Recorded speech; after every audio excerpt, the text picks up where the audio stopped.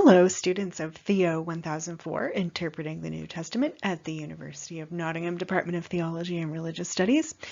I'm Sara Parks, and I'm here to welcome you to our slides on the Johannine Epistles, 1st, 2nd, and 3rd John, letters that appear in the New Testament canon. This is part 2 of our week where we're talking about John and all things Johannine. So our first lecture this week was about the Gospel of John, and this lecture is going to be about the epistles, known as the Johannine Epistles, but we're also going to talk about a new method called contextual analysis, and we're going to learn a little bit about an early type of Christian called Gnostic Christians, which was beginning around the same time that these letters were written. Hope you enjoy! Your textbook reading for this lecture is chapter 12 of Bart Ehrman's The New Testament, A Historical Introduction, 6th edition. So it begins on page 195 and it starts like this. What to expect. The New Testament books we've studied to this point are all Gospels. The Gospel of John is closely connected with 3 other books of the New Testament. These are letters that were probably written by a later author from John's community, and so are known as the Johannine Epistles. To study these books, we will learn and use a new approach, the contextual method, which tries to understand a letter in light of the context in which it was written. The Johannine Epistles were composed by someone who was concerned about a group of Christians who had split off from the rest of the community because of their aberrant views of Jesus. These Christians had come to believe that Jesus was so divine, he was not really human.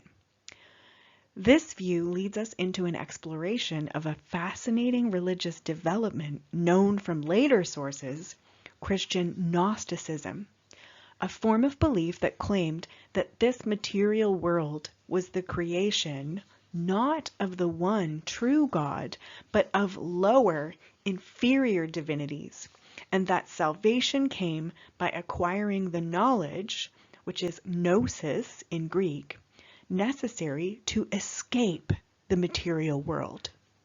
According to Christian Gnostics, Christ was a divine being who came to earth to reveal this secret knowledge in order to liberate the spiritual beings who have been trapped here. The Gnostics maintained that this is what Jesus had taught about himself all along. Could they have been right?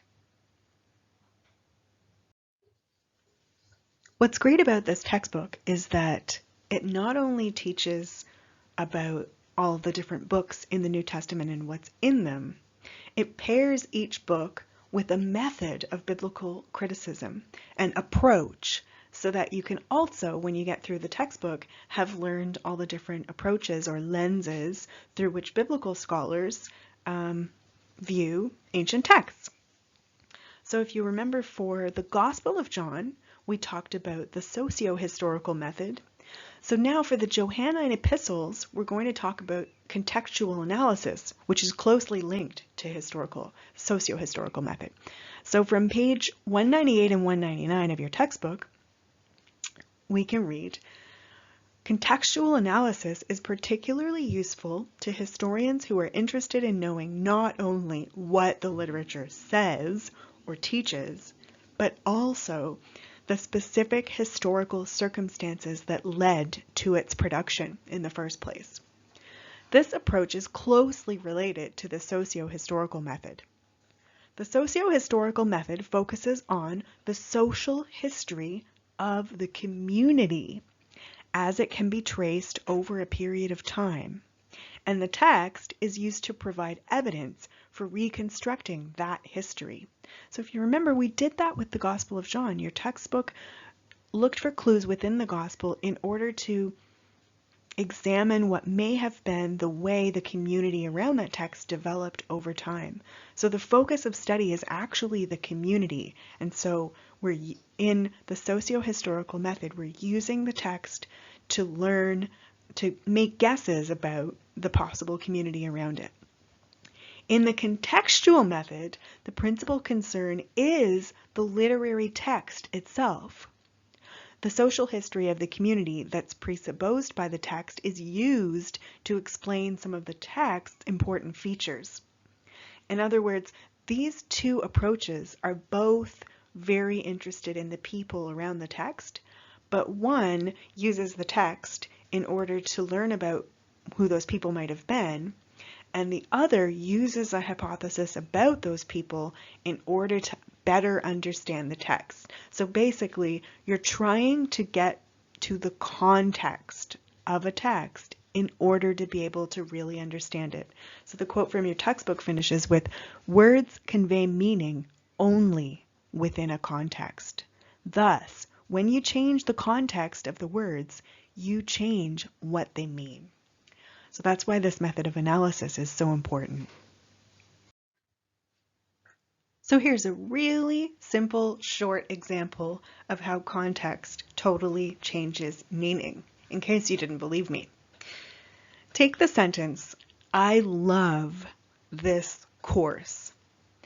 I've thought of 3 different contexts in which those words could be spoken. Context number 1, your aunt says this at the 18th hole on the Beeston Fields Golf Club on a sunny Saturday. I love this course.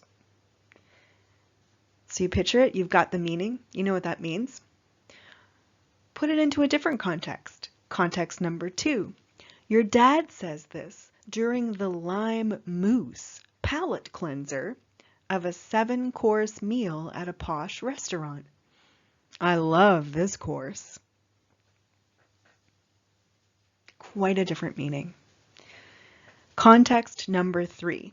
Your classmate says this sitting behind you during a scintillating New Testament lecture at uni. I love this course. So there you have it. Just 4 simple words that everyone would say, yeah, I know what these words mean. They might hear it and they might develop a picture of what the sentence means, but thinking about it being said in 3 different contexts actually changes the meaning quite a lot. That's what contextual analysis helps us do with New Testament texts. We do everything we can to discover the context in which the text arose, and then we're better able to understand its original meaning. So since the texts we're looking at in this lecture are a kind of letter or epistle, one of the first things we should think of doing when we're thinking about the context of those epistles is to actually look at the literary context. In other words, look at some other epistles, get an idea of what epistles were like at the time. So for the next bit of the lecture, we're actually going to read some real ancient letters from around the same time. So what's a letter? How do you know you're looking at a letter when you pick up a piece of writing? The definition of letter writing in antiquity is as follows. A letter, or an epistle, is a written message from one person or group of people to another person or group of people, which is physically conveyed from sender to recipient. Formally, it is a piece of writing that is overtly addressed from senders to recipients by the use at the beginning and end of one of a limited set of conventional formulae of salutation, or some elusive variation on them, which specify both parties to the transaction. In other words, when you pick up a letter to read it, there's something within it that tells you who is sending it and who is intended as the recipient. And that's kind of true of letters today as well. We also have salutation formulae that right away flag up to us, aha, this is a letter. For example, if you pick up a piece of paper with writing on it and it begins, "Dear Jessica," you know right away that it's a letter. And it's a letter between 2 people who know each other quite well. They're on a first name basis. Maybe.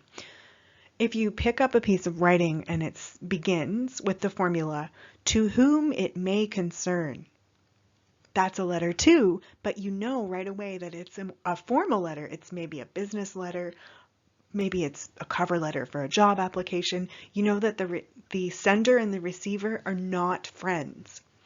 It's a business letter. So the same is true in antiquity. There are certain formulae that are used that tell us, aha, it's a letter. So we're going to look at some examples now. So the ancient letters we're about to look at all come from something called the Oxyrhynchus papyri. So Oxyrhynchus is a place in Egypt, and around the turn of the 19th to the early 20th century, a big discovery was made there, which is an ancient garbage dump where a whole bunch of little pieces of papyrus had been preserved thanks to some quirk of the weather being really dry. And so scholars of antiquity have all of these fragments and little texts to look through to learn more about people around, let's say, a date window of around 300 BCE to about 400 CE. So in the same time period as the Johannine Epistles that we're looking at today. So the really exciting thing about most of these texts is that they're not like fancy literary manuscripts. They're more like everyday slices of life, like letters and like grocery lists and like prayers scribbled on little scraps of papyrus, or marriage certificates and divorce certificates and all that kind of more everyday things. So it's really, really precious. And if you want to do something, if you have no idea what to do your PhD in, most of these papyri have yet to be translated. They're just sitting around waiting for someone to discover what all is there. So the letters we're about to look at are from that cache of ancient fragments and documents. So they're real.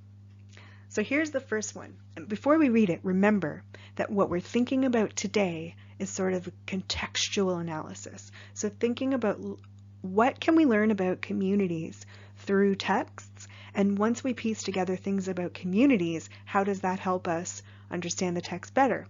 So here we have one letter. What can we glean from it? It goes like this: Aurelius Dius to Aurelius Horion, my sweetest father. Many greetings. I say a prayer to the gods of this region every day for you. So we'll stop there. What can we learn from this? We learn right away this is a letter, because that's a standard letter opening. Remember we talked about formulae? We have formulae when we write letters or emails today. If we saw something that went, dear Sarah, how are you doing? We would know, aha, this is a letter. So it's the same back then. It's the name of the sender to the name of the recipient, and then something nice about wishing them well. It goes on, do not be worried about our studies, Father. We're working hard and getting plenty of sleep so that everything will go well with us. And that right there is pretty much the only piece of actual information in this letter. The basic gist of what this person wanted to communicate was, we're working, we're getting our rest, everything's fine here wherever we are studying. And then the rest of the letter is greetings. It says, greet my mother Tamii and my sisters Tenephorus and Phelus. Also greet my brother Patermuthus and my sister Thermuthis. Greet also my brother Heracleus and my brother Coluchus. And greet my father Melanus and my mother Timpesuris and her son. Greetings to all of you from Gaia and from my father Horion and Thermuthis. I pray that you enjoy good health, Father. So what are some things we can glean from this? One thing, because of all the different fathers and mothers that are getting mentioned here, we can glean is that this person does not have the same definition of father and mother that we do. Obviously, they have a bigger family group. Maybe what they mean by father and mother is what we might call aunts and uncles, maybe grandparents, or maybe just members of their close-knit community who are any older adult that somehow has a hand in taking care of this younger person. Because he sends greetings from his father Horion, and he sends greetings to his father Aurelius Horion. So, what else can we learn from this? We learn that he's a student, And we learn maybe he's there with his brother or something, because he's not saying I'm working hard and getting my sleep. He's saying we are working hard and getting sleep. Can we know for a fact from this letter that Aurelius Dius is, in fact, working hard and getting plenty of sleep? He says this. Well, we don't have enough information. We'll never know that. We can only know it insofar as we could know it from an email from one of the University of Nottingham students sent to their parents that said something like, "Hi, Mom and Dad, I'm really studying hard. I'm going to bed early. I'm eating my vegetables." I mean, do we know that that email's true? We definitely know that the student wants the parents to think it's true. It definitely could be true. It could also be partially true, leaving some things out, or it could be totally false, and the truth could be we are partying all night, every night, and I haven't even logged on to Moodle ever before. So just remember, when we're trying to guess things about the context of an ancient letter or an ancient text, not to totally take the ancient text at face value. Ancient people were as smart as we are and as savvy as we are in terms of crafting how they wanted to come across, crafting a text to say what they wanted it to say. Just like we sort of curate our Instagram, you know, we don't post every moment of our day, we post certain moments. Well, ancient people were well aware of knowing how to do that stuff too. Let's look at another one. So this time I'll read this letter without making any of my own comments, but I'll let you to keep your eyes peeled for any things you might be able to guess about the writer or the context just from what is written here. Theon, to his father Theon, greeting. It was a fine thing of you not to take me with you to the city. If you won't take me with you to Alexandria, I won't write you a letter, or speak to you, or say goodbye to you. And if you go to Alexandria, I won't take your hand, nor ever greet you again. That is what will happen if you won't take me. Mother said to Archelaus it quite upsets him to be left behind. It was good of you to send me presents on the 12th, the day you sailed. Send me a lyre, I implore you. If you don't, I won't eat, I won't drink. There now. So, what do you think about the age of the person who wrote this letter?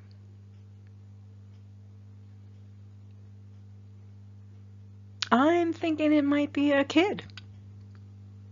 Let's do another one. So here's a really short little one. Heraeus requests your company at dinner in celebration of the marriage of her children at her house tomorrow, the 5th, at 9 o'clock. So even though this is just one little sentence of text, we can guess that it's a letter, and it's a specific type of letter. It's an invitation. We can guess that it was sent to someone who lives really close by, because it was sent sort of same day, inviting them to something the very next day. It's a wedding invitation. It's sent from the parent. There's all kinds of things we can learn about the context from just one sentence on this little fragment. So there's one more. Let's do one more. Hilarion, to Alice, his sister, heartiest greetings, and to my dear Berus and Apollinarion. Know that we are still even now in Alexandria. Do not worry if, when all the others return, I remain in Alexandria. I beg and beseech of you to take care of the little child, and as soon as we receive wages, I will send them to you. If, good luck to you, you bear offspring, if it is a male, let it live.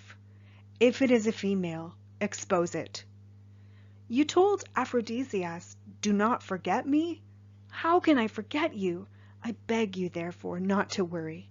the 29th year of Caesar, Pawnee 23. So think about this one a little bit. What can we know about these people based only on this text? Well, it's from a brother to his sister. We can tell that these are probably not wealthy people. We can tell that they're financially struggling because they've had to go far away from their family in order to make money, and they're sending it back, and they're talking about how they're going to send the money back as quickly as they can. We also know they're not financially well off because he says to his sister, who seems, we can probably guess she's hoping to get pregnant, because he says, good luck to you if you bear offspring. Like, if here's hoping you get pregnant, he gives her this advice. If she ends up having a boy baby, go ahead and let it live. But if it's a girl baby, expose it, which means put it out in the woods to die from exposure or from wild animals. So that would indicate low socioeconomic status and not having enough money to raise a girl who is considered a liability. Because if you raise a girl, you have to pay for her wedding, whereas if you raise a boy, you'll make money when the boy gets married. So it's a little sad slice of life of people who are not financially well off. And also, it looks like there's a lot of closeness in this family. It's not a formal letter, it's a loving letter, saying things like beg and beseech, take care of the little child. Maybe that's his own child that he misses, but he has to go away to work. He says, don't worry, how could I possibly forget you?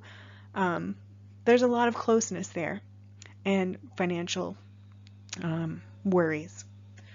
So those are some snippets of some real live letters from around the same time as the letters we're going to look at today.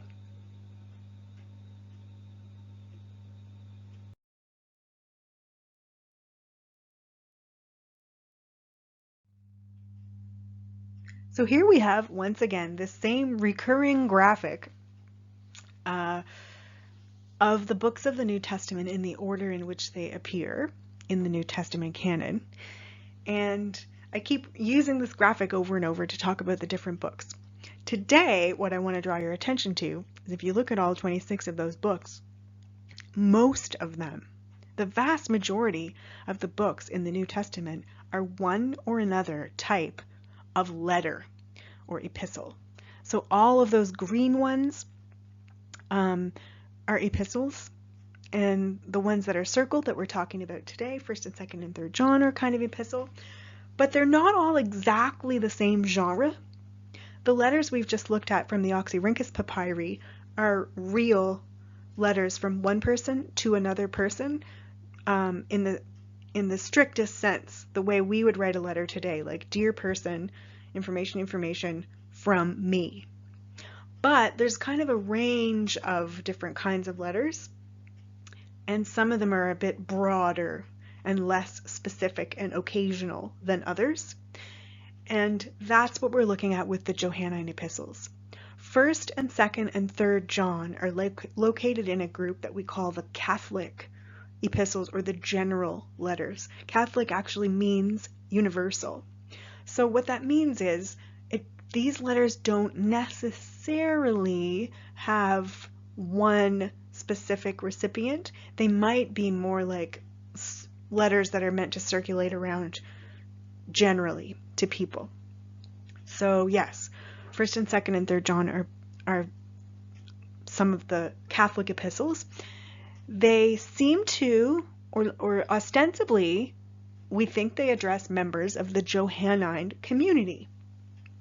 So that is the community around the Gospel of John, which we talked about earlier this week, and were written after the Gospel of John was written. 2nd John and 3rd John, the 2nd and 3rd Johannine epistles, are, here's a piece of trivia for you, the shortest books of the New Testament. They're kind of normal letter length, like the letters we just read, apart from that little wedding invitation that was just one line. 2nd and 3rd John are just as short as the little letters we just read. 2nd John says it's written by someone called the elder, which is presbyteros is the Greek word, which simply means an old person, and it's in the masculine. So literally it's written by someone calling himself the old man. And it's addressed to someone called the lady. But it switches at some point to a plural. So first it's addressed in singular to the lady, but at some point during the letter it's written to like all of you or many of you or some of you. It's a plural second person. And then 3rd John has the same author, the old man, but it's addressed to a man named Gaius. And 1st John really seems like it's the same author, but the genre of it seems even less like a real letter. It doesn't even have the greetings or blessings or any kind of formula at the beginning and end. And it's almost more like an essay or a treatise. So truly a general epistle. So here we have the entire letter of 2nd John. This is it. The whole thing fits on one slide. Begins with the greeting. And as I'm reading it, I'd like you to be thinking, okay, what can we glean? If we only had this letter, what could we guess about what had happened to occasion it or what's going on around it? What are the relationships? What are the concerns? All of that stuff. So here's the greeting. The elder, to the chosen lady and her children, whom I love in the truth, and not only I, but also all who know the truth, because of the truth which abides in us and will be with us forever. Grace, mercy, and peace will be with us from God the Father and from Jesus Christ, the Father's Son, in truth and love. I rejoiced greatly to find some of your children following the truth, just as we've been commanded by the Father. And now I beg you, lady, not as though I were writing you a new commandment, but the one we've had from the beginning, that we love one another. And this is love, that we follow his commandments. This is the commandment, as you have heard from the beginning, that you follow love. For many deceivers have gone out into the world. Who are they? Those not acknowledging the coming of Jesus Christ in the flesh. Such a one is the deceiver and the Antichrist. Look to yourselves, that you may not lose what you have worked for, but may win a full reward. Anyone who goes ahead and does not abide in the doctrine of Christ does not have God. He who abides in the doctrine has both the Father and the Son. If anyone comes to you and does not bring this doctrine, do not receive him into the house or give him any greeting, for he who greets him shares his wicked work. Though I have much to write to you, I'd rather not use paper and ink, but hope to come and see you and talk with you face to face, so that our joy may be complete. The children of your chosen sister greet you. So what have you gleaned from this? You've probably noticed a lot of different things. One thing that I noticed is that this letter writer is very lovey and effusive and has all kinds of love to give to the recipients, but also has some anger about this other group. When it says, I rejoiced greatly to find some of your children following the truth, the flip side is also true.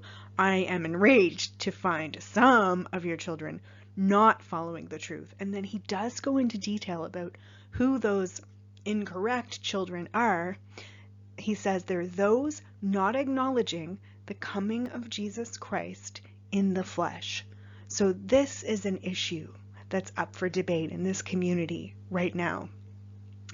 It has to do with whether or not Jesus is physically a human being.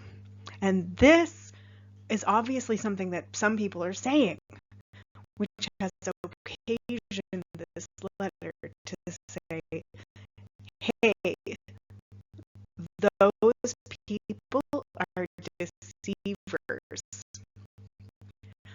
So let's look at the next one.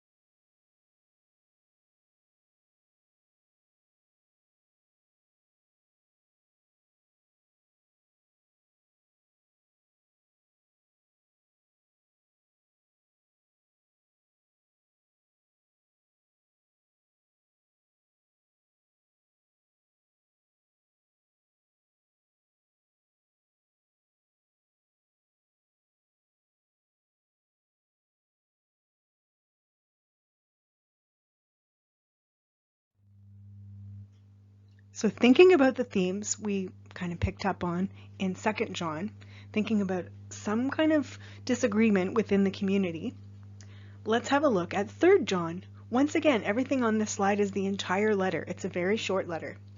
The greeting goes, "The elder to the beloved Gaius, whom I love in the truth. Beloved, I pray that all may go well with you and that you may be in health. I know that it is well with your soul." And now it's switching from the greeting section into the kind of meat. "For I greatly rejoiced when some of the brethren arrived and testified to the truth of your life, as indeed you do follow the truth. No greater joy can I have than this, to hear that my children follow the truth. Beloved, it is a loyal thing you do when you render any service to the brethren, especially to strangers who have testified to your love before the church. You will do well to send them on their journey as befits God's service, for they have set out for his sake and have accepted nothing from the heathen. So we ought to support such men, that we may be fellow workers in the truth. I have written something to the church, but Diotrephes, who likes to put himself first, does not acknowledge my authority. So, if I come, I will bring up what he is doing, prating against me with evil words. And, not content with that, he refuses himself to welcome the brethren, and also stops those who want to welcome them and puts them out of the church. Beloved, do not imitate evil, but imitate good. He who does good is of God. He who does evil has not seen God. Demetrius has testimony from everyone and from the truth itself. I testify to him too, and you know my testimony is true. I had much to write to you, but I'd rather not write with pen and ink. I hope to see you soon, and we will talk together face to face. Peace be to you. The friends greet you. Greet the friends, every one of them." Okay, so when we look at this letter, we can see that a lot is going on behind the scenes.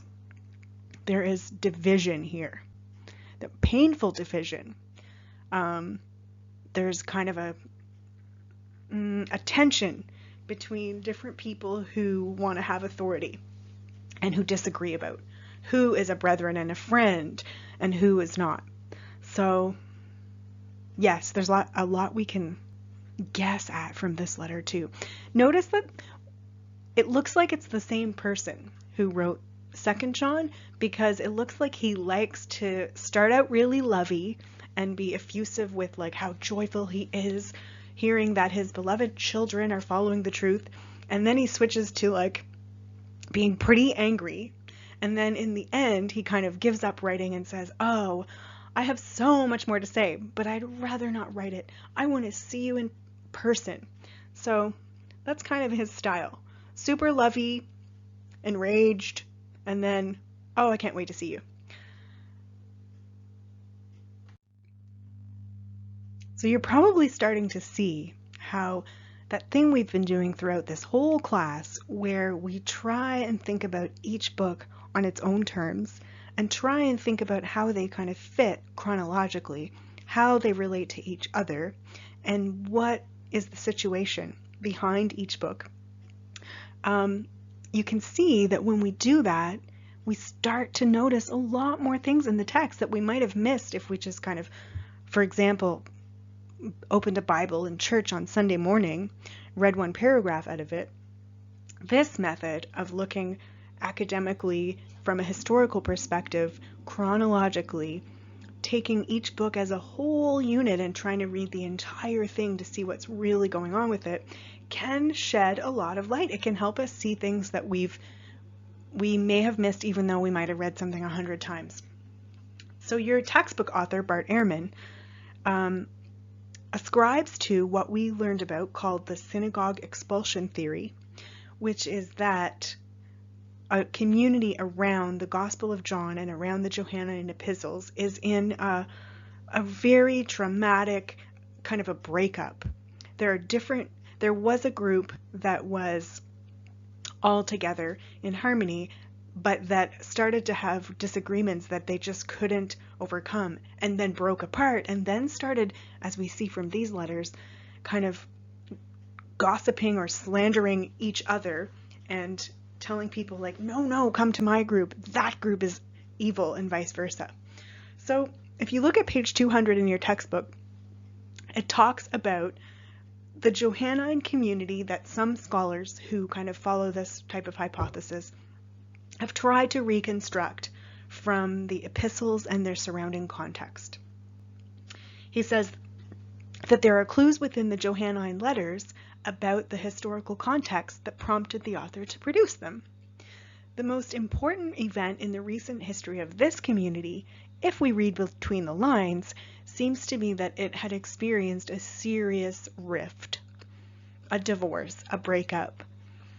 The Gospel of John hints at a possible original trauma of this community, being kicked out from its synagogue for viewing Jesus as the Christ in a certain way.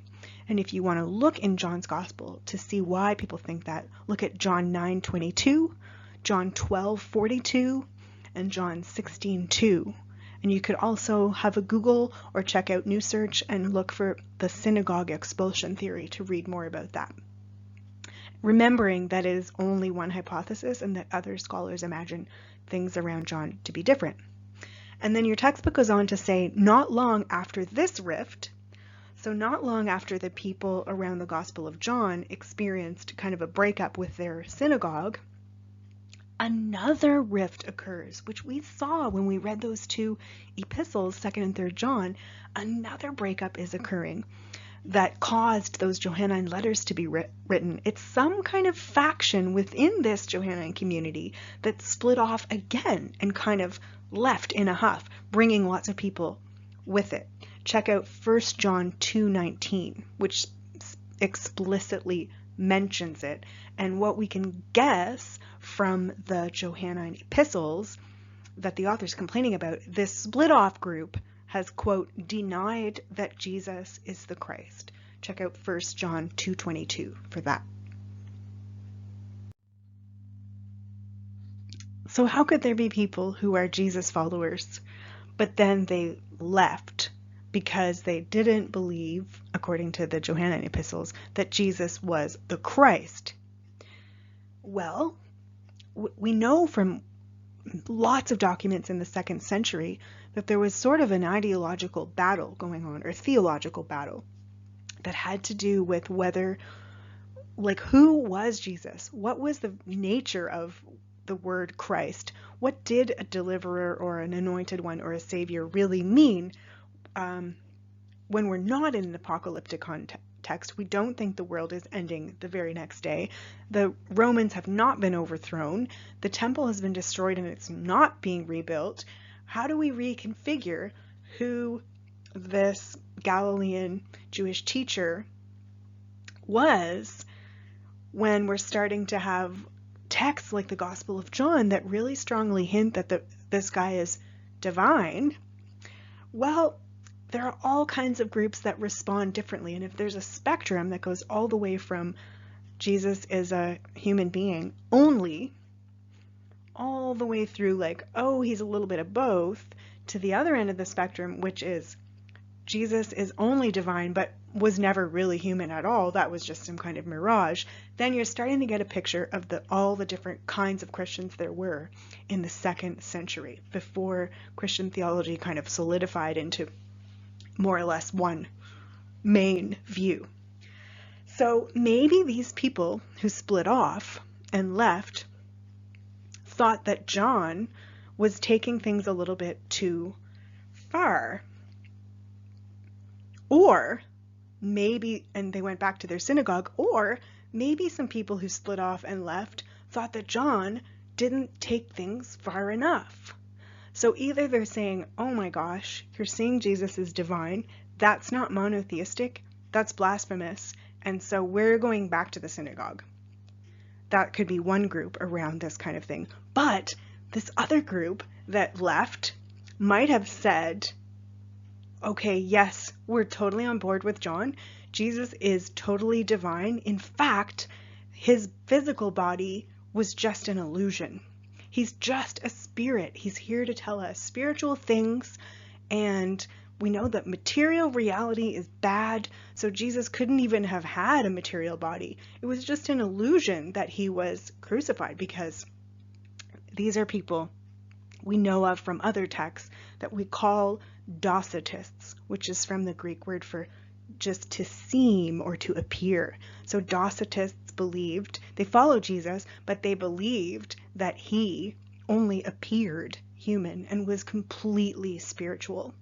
Or overlapping is a group that we call, a diverse group that we call Gnostics, who believed that, once again, that Jesus was spiritual and had spiritual truths to tell us. In this case, Jesus' divinity, which was so important in John's gospel, was taken by some groups and really expanded so far that they no longer even believed Jesus had ever been human at all. And so all of this is, if you want to read more about it, it's on your textbook between pages 200 and 207.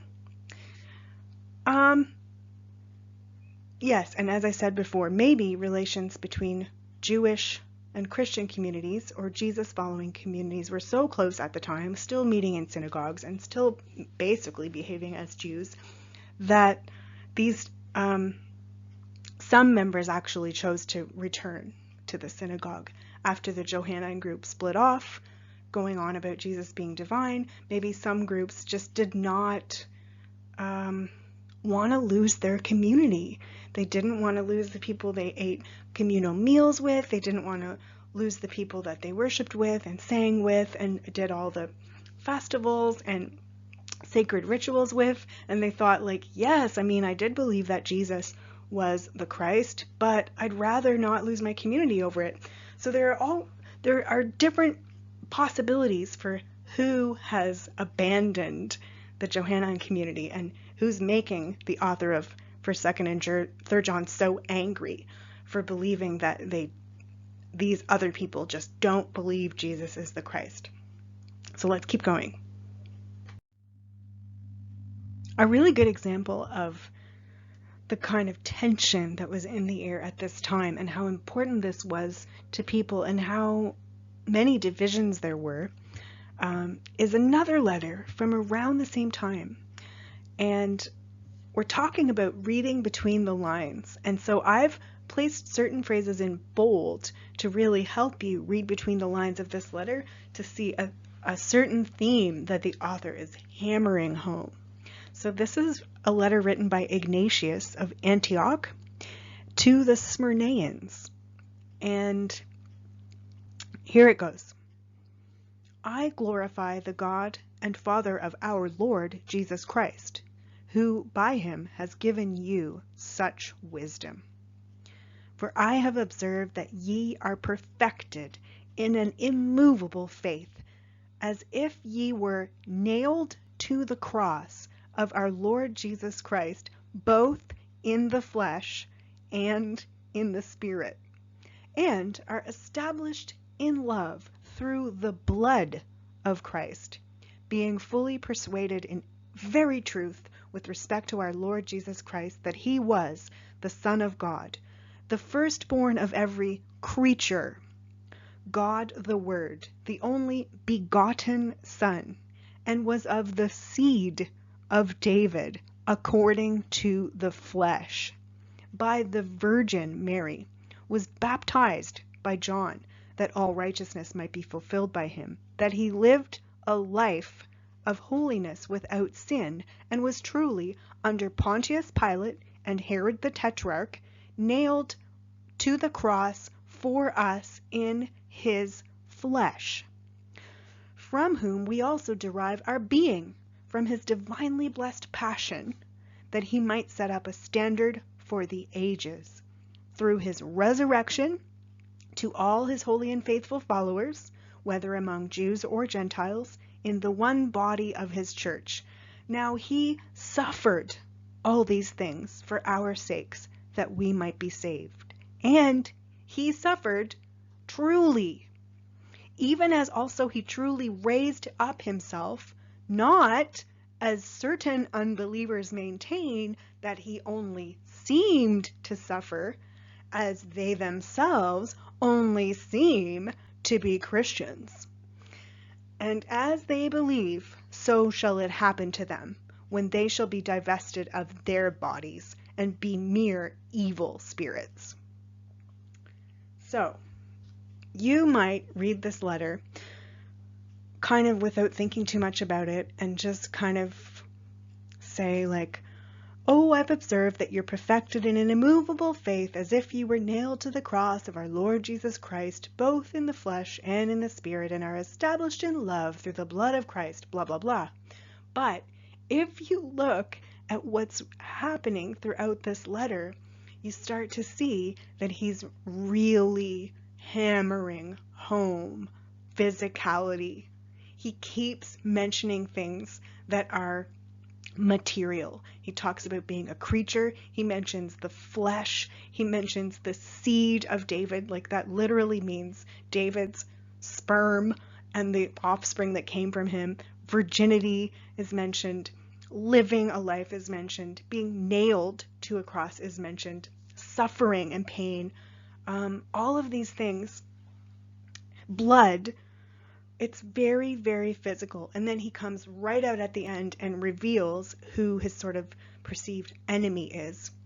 And it's people who are saying that Jesus only seemed to suffer. So why would they say that?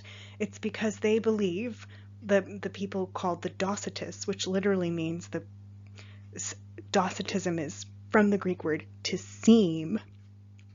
He is writing this letter to counteract the Docetistic view that Jesus only seemed to be crucified, but it was all an illusion because he's just a spirit. He doesn't really have a body.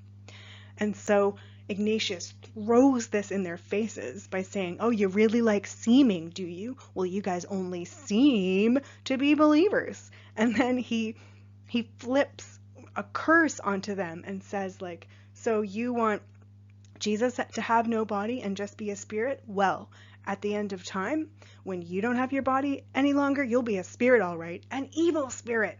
So he's really passionate about this. And you can read between the lines of this letter to see how important this was to people and how it was tearing groups apart. So what are some conclusions from this week's 2 lectures on John's Gospel and on the Johannine Epistles? One reminder, John's Gospel has what we call a high Christology, so a highly developed theology about who Jesus of Nazareth really was. And part of a high Christology, in comparison with the other Gospels, is that for John's coming right out and saying, in a way that other Gospels don't, Jesus is God. And then we also talked about kind of a biblical criticism that looks for the community behind a text, looks for the context in which a text arose, and sees what the text can teach us about communities and what we know about communities can teach us about the text. So we talked about one hypothesis that posits that the community around the Gospel of John was separated from its local synagogue over the issue of Jesus' divinity. And then the next text that came from that community were the Johannine Epistles, written later, but by this same, more or less the same community, now going through another upheaval, another breakup over the issue of Jesus' nature. And so John and the Johannine Epistles bring us to a fork in the road over Christology as we move into the 2nd century. This was a massive issue. Judging by the number of texts that seem to very passionately be in conflict over it, this massive issue involved these options. A, Jesus is only divine and was never human at all. So people who thought that came to be known as Docetists or Gnostics. B, Jesus is only human and is not divine at all. Maybe some groups that returned to the synagogue thought, yeah, of course, what are we doing? This is not monotheism. This is blasphemy. Jesus is not divine. He just kind of is a son of God like other people in the past, or like the language we use about Caesar. Like, yes, Jesus has a prophetic gift, teaches us truths from God, is close to God, but we can't say he is God. Forget it.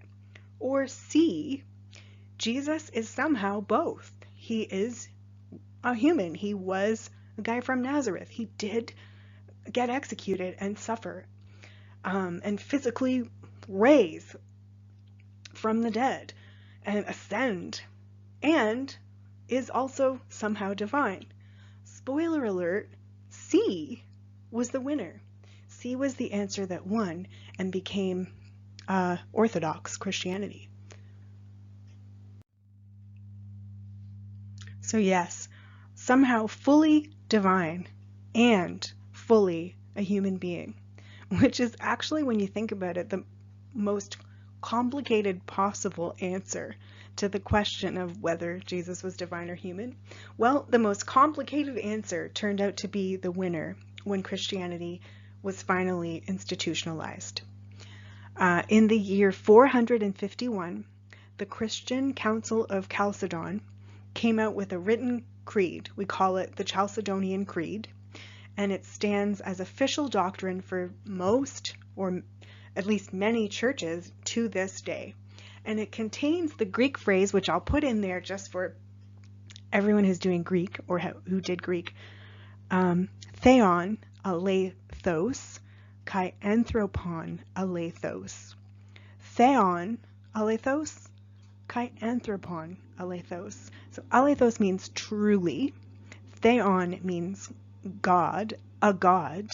And anthropon means a human being. It's where we get the word anthropology. So a human. So literally this Greek reads, truly a god and truly a human.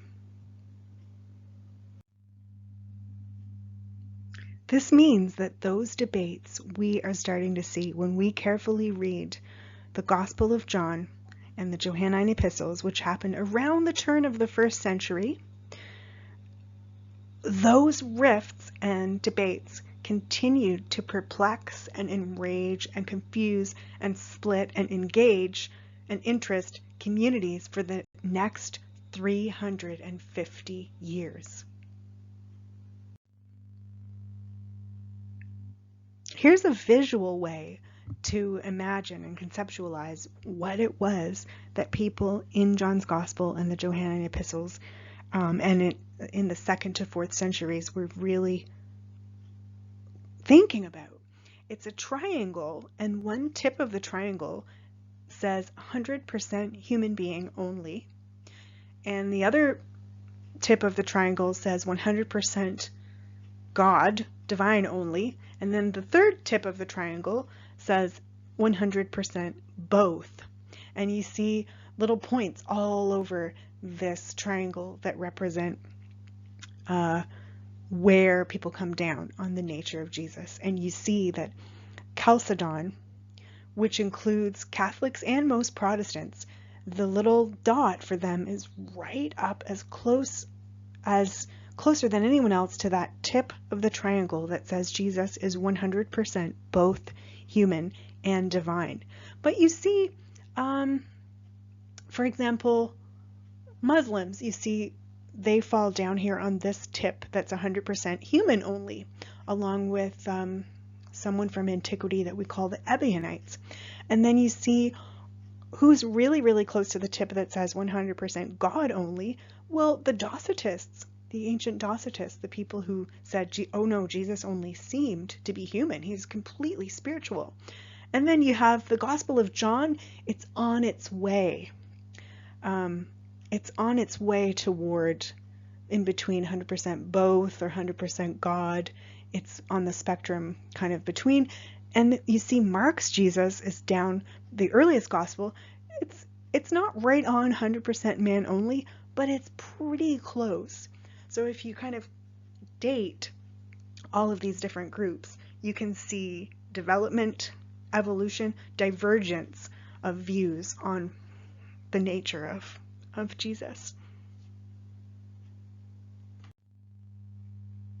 And here we are at the end of this week's topic, which is Johannine Epistles and the Gospel of John and the Johannine community. Here are the things that we need to have read for this week. Your textbook, 2 chapters, 11 and 12. 11 is about John's Gospel, 12 is about the Johannine letters.